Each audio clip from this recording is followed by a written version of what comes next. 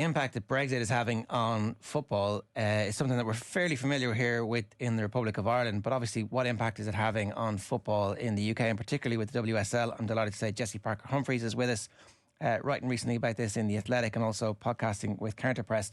Jessy, good morning to you. Good morning. So in Ireland, the impact that Brexit is having, it means that our young kids aren't going over the way they would have done previously, and they can't go over until they're 18. From the league's perspective, though, you've been writing this week about the impact that it's had on the WSL, for example, and their ability to bolster the ranks of their talents. Can you explain a bit of the intricacies of this for people who are coming to it at the start in terms of the process, and then we'll talk about the impact? Yeah, basically as a result of Brexit, football, like a number of professions now, has to show that people who are coming to the country from, all over the world, but obviously including Europe and the European Union, fulfill a number of criteria. And so the FA, in conjunction with the Home Office, have brought in a point scheme which looks at things like the quality of the domestic league a player plays in, the number of minutes they play there, the percentage of their international minutes they play, and how good their international team is. It's quite a complicated system, which I think is part of the reason it's got quite a few flaws. And specifically within women's football, I think there are a number of different issues popping up, which are both to do with how we assess the quality of things like your international team and your domestic league, and also the resources that WSL teams have available to them to maneuver themselves through this system in order to bring players through to England and the WSL. So that's multi-part. The first part is trying to assess the quality of the league and the international team. Is there no shorthand in terms of European coefficients and world rankings that is an off-the-shelf solution to that? Yeah, they use world rankings specifically for sort of international team quality. Domestic leagues, it's a little bit more opaque. There are obviously sort of links to European coefficients, but for example, we saw this season the Dutch league, which hadn't previously been sort of ranked as in the first or second groupings of leagues, went all the way to the top, despite the fact that we haven't necessarily seen Dutch teams significantly do well in Europe actually until this season, and then also sort of more broadly, it's maybe a little bit less around Europe that they really run into this problem, but there's a feeling that sort of the assessment of specifically nations in Africa and Asia are weighted potentially a bit unfairly compared to sort of European neighbours. Okay, and then the second part is the quality of the individual players themselves and how to rank them. And essentially, civil servants have to do this to give the clubs the go-ahead. The second part is obviously navigating the system from a legal perspective, but the civil servants have to come up with a format that says these players are capable of contributing to our league at a level that's better than what's already available, and maybe that's not their necessary job qualification. Yeah, and I think also the problem is especially when we're talking about scouting, a lot of the time, as you look at younger age groups, you're talking about potential. And you're not talking about a tick box exercise. And to try and get around this, they did bring in this year a youth exceptions panel, which means that clubs can take players who were born after a certain date, after 2004, I believe, to this panel, and they can be looked at sort of separate from these points, which they just won't necessarily have attained at that age. The problem that women's football specifically has with this is that costs money. And whereas a men's team would probably happily put a couple of £1,000s on a prospect that they see as being worth millions of pounds in the future, for women's teams, and we're not really talking about sort of your Chelseas or Man Cities here, this applies to championship clubs, for example, £5,000 plus VAT, which is what this panel costs, that's going to be a chunk of your budget that could be used up elsewhere. So it's basically acts to disincentivize people taking risks on sort of younger players who might potentially be actually eligible for a visa. Now, obviously, the whole notion of this is that encourages clubs to develop English players. And, you know, that's supposedly the big benefit. What's interesting is what's come up is clubs are saying they actually feel that this system is hindering the English talent pathway as much as it is sort of pathways for players from across the world. Why do they say that? I think the feeling from clubs is that at the moment we're still struggling to bring through English players at a wide enough level to fill squads in a way that brings up the competitive level. I think the idea basically is that if you play with better players, you will improve. And by limiting the pathway just to English players, that doesn't necessarily in and of itself mean that they're going to immediately become good. Just because you play more football, potentially, doesn't actually mean that you're going to necessarily get better and better. And I think they feel that by having a more competitive league, competitive squads, that will actually do more for the quality of English players than just by basically having a load of English players. And on top of this, on top of the visa thing, the FA has homegrown rules as well, which is based around, you know, how long players have been in this country. It's not necessarily specifically related to nationality, because you can, if you've been in England and the WSL, but you're from another country, but for a certain number of years at a certain age, that would qualify for you for that. But there are other things in place that sort of protect opportunities for English players in the WSL that sit sort of separate to the granting of visas for players. Okay, so there should be enough protections within the system to allow a certain number of players be in each squad, but at the moment the clubs can't afford to pay the money or go through the appeals process to get the players in. Pretty much. And I think also the issue that then arises from that as well is some clubs feel like that is impacting the quality of the players that do come to the league in a sort of backwards way, because there are certain players who, for example, you might be sort of a 25, 26-year-old player. You've got some good minutes for a top 40 international country, and you play in a league like Spain or Germany. That means you pick up a lot more points, and that player is like probably a good player. But for example, if you look at like someone like Barbara Banda, who's like a standout Zambian player who's really impressed at international tournaments, because she's really, really good, and Zambia as a nation aren't as good, and because she's only played in China before, which doesn't count as one of these leagues, she couldn't come here at all. So it almost acts in this backwards way of like, supposedly it means only the very best players come to England to play football, but there are clear examples where that actually isn't happening at all. So what happens in her case in particular then, Jessy? Is it essentially, if she's this sought after, that the club who is willing to pay the £5,000 plus VAT is essentially the leading horse in the race? No, basically for someone like Banda, she just simply wouldn't be able to, because she's older. So the appeal process wouldn't even work out. It doesn't apply. And right. There are interesting ways clubs seem to starting to come around to this loophole. So, for example, Chelsea signed Japanese wonder kid Maika Hamano last January, and she immediately went out on loan to Hammarby in Sweden.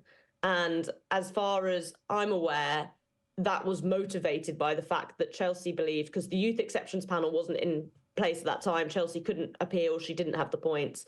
Chelsea basically knew she wouldn't get a visa, so they just immediately sent her to Sweden. She picks up the points in Sweden. Japan ended up taking her to the World Cup.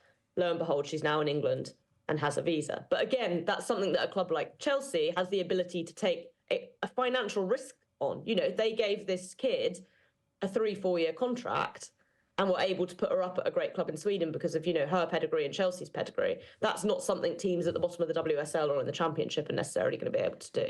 Is that not an attitude from Chelsea as well, to a certain extent, Jessy? Because like you have quotes from Emma Hayes in your piece where she says teams that are in the WSL, no matter if you are a Chelsea or if you are one of those bottom clubs or even like a middle ground sort of club, you should be able to put the money in and develop these things. And I know maybe from her perspective, she's had the fortune of working with Chelsea for the last couple of years, and they've obviously put like great money into recruitment and trying to find players outside of Europe in terms of like, say, the likes of Mia Fischel and all those sort of players that they're bringing over. But she did also grow that at Chelsea and got them to put the money in early doors. Yeah, it is to that extent. It's a little bit of a circular problem because obviously I think this is where the difference maybe between the WSL and the Championship also comes in, because I do agree. I think generally in the WSL, sometimes when clubs sort of cry about like the financial heft of the growing women's game, I kind of, look at these clubs and think, well, half of you are in the top 20 richest clubs in the world because you've got Premier League teams attached to you. So sometimes I think I don't really entirely know what you're crying about there. But when you look lower down in the Championship and you've got teams that are independent, they simply just don't have that money. Like it doesn't exist in the same way for them at all. And I think the flip side is, yes, we can argue that clubs who have big men's teams attached to them should be spending more. But at the same time, I think it's important to say that we want the women's game to be able to grow in a way that feels different from the financial heft of the Premier League, that we get a diverse WSL, that we have a diverse women's championship. And I guess systems like this are something that, starts to once again turn the needle more towards being like, well, if you can pay for it, you can almost access different talent and ability and get better players in your squad. And if you can't, tough luck. And I know this is kind of more of an abstract point, but is that your general feeling overall about the WSL and the direction it's going with all the amazing success it's had on the field, off the field, it is propelling itself towards the situation where the men's game is, where it's almost a ring-fenced community amongst the financially elite clubs? Yeah, I think sadly that feels inevitable. And there are complex things there, right? It feels, some people have said in the past there should be, for example, salary caps or spending limits, which that's tough to argue for, I think, when you look at sort of average salaries in the WSL still, probably not going much over the 40,000 mark, just because you've got players who will be earning six figures plus at the very, very top, doesn't mean that players at the bottom aren't sort of struggling on, incredibly low contracts. And I feel like it's right to say, okay, there still needs to be more money put in. The problem is where do you draw the line? Where do you say to these women who, for the vast majority of his career have had no resources, okay, that's too many resources, you shouldn't get to be paid more, blah, blah, blah. When you then look at the men's game and say, well, there is no restriction there. I think that's always going to be the problem with finding that balance. I think the hope will be is that clubs continue to sort of innovate and engage in a way that maybe opens up different opportunities for them. I think it's really exciting and what Bristol City have been able to do with their supporters in the WSL this year. They are currently joint bottom of the league. They might go down, but they are, a championship team. They're not sort of one of these big Premier League teams, but they've had, sort of an average attendance of 10,000 playing at Bristol City men's home stadium, Ashton Gate, which effectively just their shared home stadium. Now, that's a massive revenue boost, and it's an average attendance that really only Arsenal are beating because they play so many of their games at the Emirates. And I think that's a great example of the way that if clubs are willing to do sort of maybe resource heavy but not necessarily like financially heavy ways of investing in their communities, they can bring in more revenue themselves, and that might be able to boost them in a league rather than just having a parent club put a load of money into them.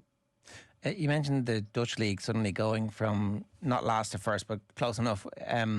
Sorry to put you on the spot, but what happened there? I don't think anyone knows. I don't know whether it's because, Dutch players have come to the league and done well, and they felt like that showed it was a good assessment of quality there. I don't know whether they felt like that was a league that was really on the up and they deserved to be in the top band all of a sudden. But leagues like Norway, for example, went the other way in that, and there's been a lot of very successful Norwegian players in the league. Lots of people would argue that one of the best players of the season in the WSL, Guro Reiten, last year, she's Norwegian. So unclear. And I think this is part of the problem with the process, is that there isn't this clarity between how or what things are going to change. And because women's football is so fast moving, things are changing. And again, this is an issue for clubs, because most clubs don't necessarily scout a player over a period of 4 weeks, especially younger players. You want to be looking at them over years. But if you're in this sort of shifting sands where suddenly, Norway, a league was in the top band, you're going to get a good number of points, goes to 2, and the number of points you get for them, a player there decreases. A player you could have been looking at for a number of years suddenly can't get a visa anymore. And that creates an issue, again, in resource investment in scouting. And then, Jessy, like, when this comes to, like, you talk there about rankings and the league and stuff, like, we talk so much about how, say, FIFA rankings are maybe not the most accurate way of doing things. Same with the fact that we can't really tell how they're properly ranking the leagues and how applicable it is to what's actually going on in the leagues. Is there a system that you see that they could bring in that would maybe do what they want to do in terms of like ranking these countries? Or is it just a case of, like, as Jer was saying earlier, it's the wrong sort of people that are ranking this? And also, it just needs to be people who are like watching a ton of football, which isn't always the easiest thing to do depending on which league you're trying to watch. Yeah, I think it's important to say there probably is no easy answer to this. And I guess what's frustrating is, we're looking for a football answer to a political issue. And that's tough for a league to deal with. This is in place because of Brexit. That's nothing to do. We can talk about, homegrown players and how the WSL attracts like the best talent, but really it's nothing to do with football. It's interesting. It came up in Karen Carney's review of women's football, and it's something that was suggested that maybe it was just relaxed for a number of years to see what impact that had. It'll be interesting to see whether this is something that the government explores. I do think there's an element of, the fact that women's football is growing at such a rate and teams are professionalizing and changing and attracting different players, and those younger players are coming through with experiences that, like women's footballers have never been able to have before, and consequently ability, basically, that women's footballers have never been able to have before, means that it's particularly hard to do a system like this because you are constantly having to make these little tweaks to it in a way that in men's football stuff sort of ossified a lot more. And just to reiterate the point, this does happen in the men's game. It's just that the men's clubs appeal and have the cash to be able to slam things through. Yeah, and the men's clubs are going to have scouting departments that stretch to, tens of people, whereas a number of WSL clubs don't have a single full-time scout. So again, the men's system allows you to look in a lot broader places, but you're also able to just focus your resources exactly on, okay, who are these players who count? Where am I looking? Are there players who are sort of edge cases who I can get through this appeal system? Because that takes a lot of work and a lot of people. And so the men's footballs are able to work through a complicated system. And, the issues that we've talked about can be also applied to the men's system as well. And if you're going to sort of take the political view that having visas for international talent coming into the UK is ridiculous, regardless of whether we're talking about football or other jobs, there's always going to be that argument, right? But I think particularly the resources that women's football teams have available to them makes this system extra complex. All right, Jessy, you've made a very complicated thing sound quite simple, or at least explained it very well. Anyway, thanks a million for joining us this morning. Cheers. Thank you.